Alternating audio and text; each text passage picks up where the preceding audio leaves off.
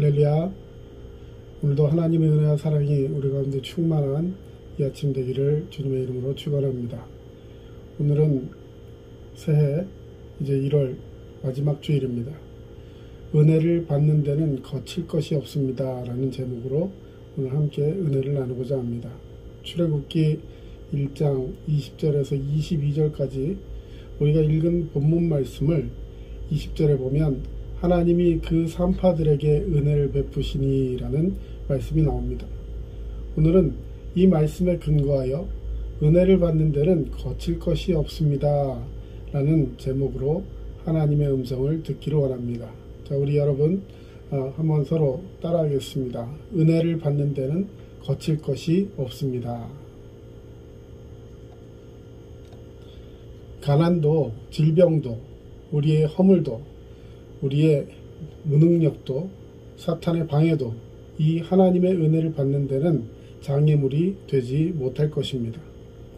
은혜는 하나님이 자신의 백성들에게 베풀어 주시는 값없는 사랑을 말합니다. 이 은혜는 언약을 통하여 나타났으며 그리스도를 통하여 성취되었습니다. 하나님께서 결국 은혜를 베풀어 하나님의 뜻을 이룬다는 것입니다. 만물을 창조하시고 섭리하시는 하나님께서 올 한 해도 우리를 향한 하나님의 선하신 계획이 있음을 인정하시고 늘 믿음 안에서 순종하시기를 바랍니다. 하나님의 은혜가 우리에게 임하면 어떤 장애물도 다 무너뜨리고 하나님은 하나님의 뜻을 우리에게 올 한 해 성취해 주실 줄로 믿습니다. 그렇다면 우리를 향하신 하나님의 뜻은 무엇일까요? 우리가 이 하나님의 은혜를 받으면 어떻게 될까? 오늘 세 가지 정도 함께 이야기 나누고자 합니다. 먼저는 하나님의 은혜를 우리가 받으면 어려움을 극복하고 번성하게 됩니다. 요셉으로 말미암아 야곱의 아들들이 애굽에서 민족을 이뤘습니다. 70명이 이주해 와서 400여 년 만에 240만에서 300만 명이 되었다면 약 3,400배, 34,000배 내지는 43,000배 정도의 증가가 되었다는 것입니다. 그야말로 거의 폭발적인 인구의 증가였던 것이죠. 유대인들은 12명 정도는 낳아야 복이 있다고 믿는 그런 사람들이었기 때문에 아이를 많이 낳았습니다. 그래서 위협을 느낀 애굽의 새 왕이 인구 억제 정책을 쓰기 시작합니다. 한 세 가지 정도로 쓰게 되는데 어떤 정책을 쓰는지 출애굽기 1장 11절을 보시면 국고성 비돔과 라암셋을 건축하게 합니다. 엄청나게 고된 다시 말해 고된 노동을 주고 또 그래서 아내로부터 분리하게 돼서 출산을 방해하려고 했습니다. 이스라엘 백성이 자신들보다 수가 많고 또 강해져서 혹시라도 전쟁이 일어나면 자신들을 배신하고 적과 야합해서 자신들을 치고 도망갈 수 있다 생각했습니다. 즉, 더 이상 이스라엘 백성들을 믿을 수 없다는 것이죠.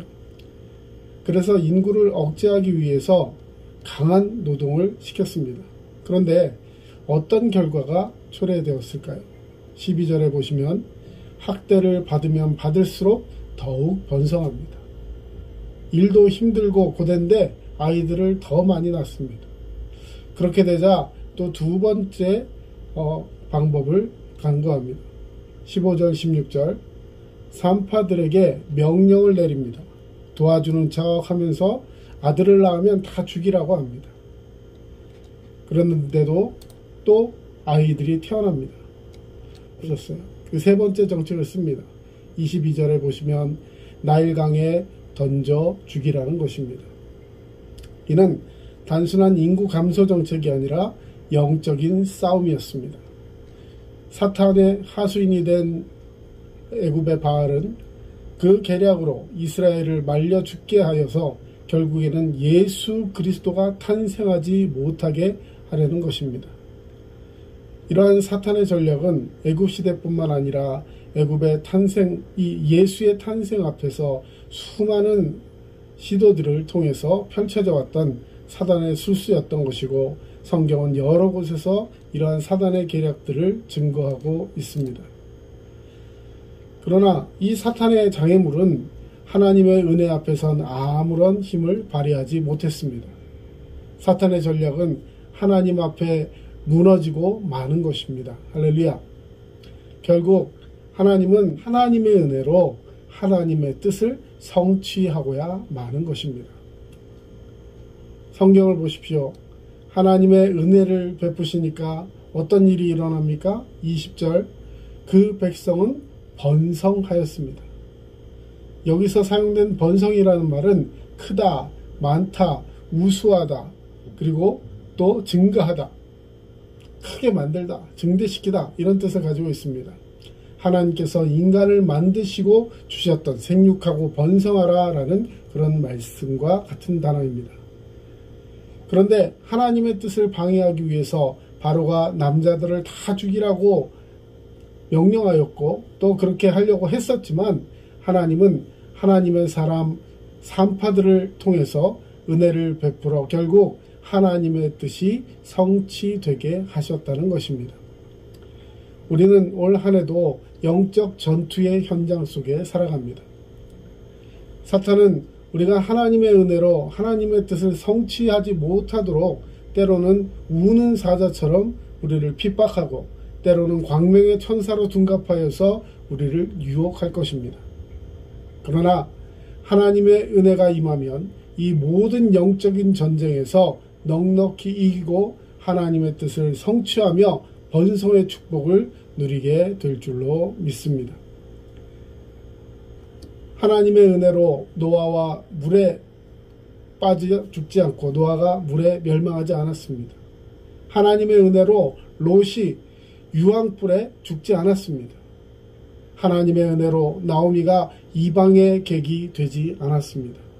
하나님의 은혜로 올 한 해 사탄의 어떠한 방해와 그 거치는 일 앞에서도 넉넉히 이기고 번성의 복을 누릴 수 있는 저와 여러분이 될 줄로 믿습니다. 두 번째, 하나님의 은혜는 무능한 우리를 강하게 만드십니다. 하나님께서 산파들에게 은혜를 베풀어 주시니까 어떤 일이 일어났습니까? 그 백성은 번성할 뿐만 아니라 매우 강하여졌다고 성경은 기록합니다. 하나님의 은혜가 임하면 매우 강해지는 것입니다. 힘이 없으면 애굽에서 탈출하지 못하는데 하나님께서 탈출할 만한 능력들을 그들에게 부어주셨다는 것입니다. 수만 많다고 힘이 있는 것이 아닙니다. 노예로부터 탈출할 만한 능력이 있어야 합니다.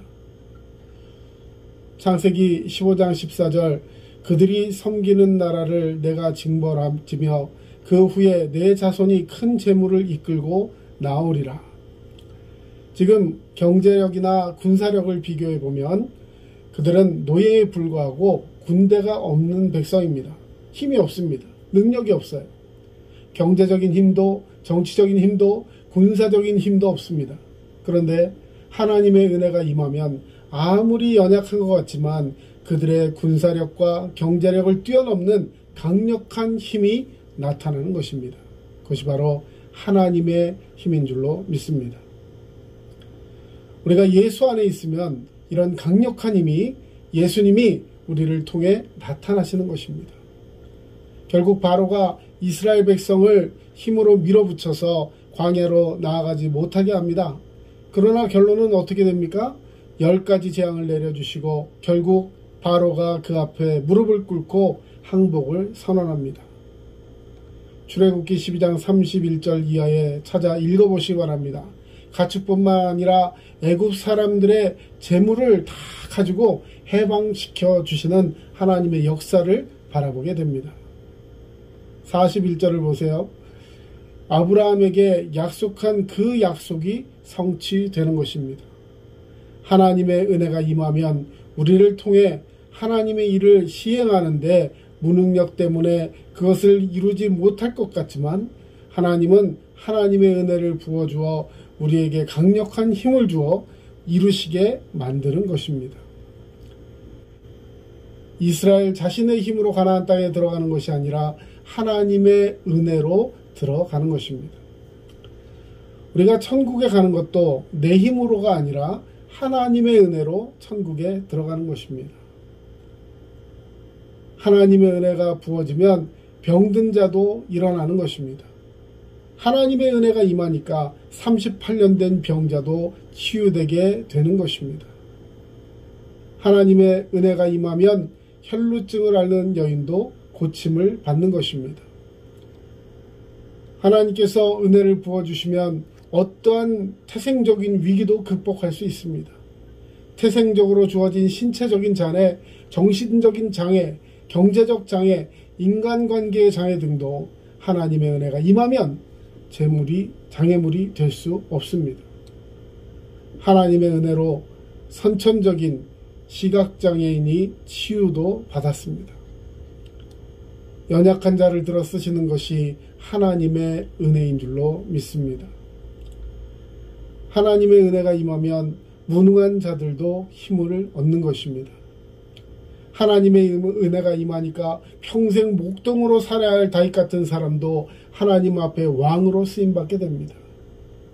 하나님의 은혜가 임하니까 우상장사의 아들 아브라함, 여러 번 실패한 어부 베드로, 저주까지 했던 그 베드로, 기생의 아들 입다, 기생 라합, 성중독자였고 바람둥이였던 삼손, 또 겁쟁이였던 기드온, 농사꾼 아모스, 소모는 엘리사, 장애인 에후, 주부 드보라까지도 강화해져서 하나님의 위대한 사역 앞에 쓰임받는 도구가 되었던 것입니다.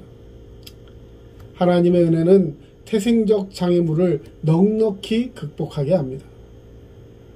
야곱은 태생적 위기를 가지고 태어난 사람입니다. 어머니가 넷이에요. 그러나 그도 하나님의 은혜로 쓰임받아 12지파의 조상이 되었습니다.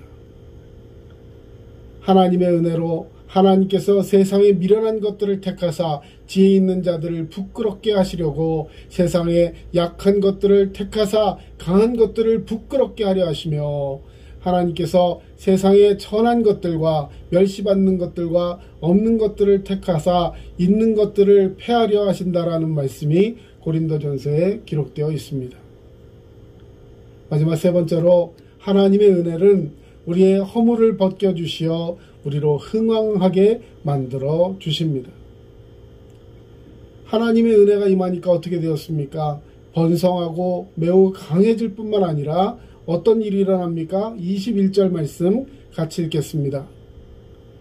그 산파들이 하나님을 경외합니다. 하나님을 경외하는 것도 하나님의 은혜가 임하여야 가능한 것입니다. 하나님을 경외하는 삶을 통해서 이루어진 것이 무엇입니까? 그들의 집안을 흥왕하게 하였습니다. 구속사를 이룰 이스라엘, 그 민족만 번성하고 매우 강해지는 것이 아니라 그 산파의 가족, 그 산파 자신들의 집이 흥왕하게 된 것입니다.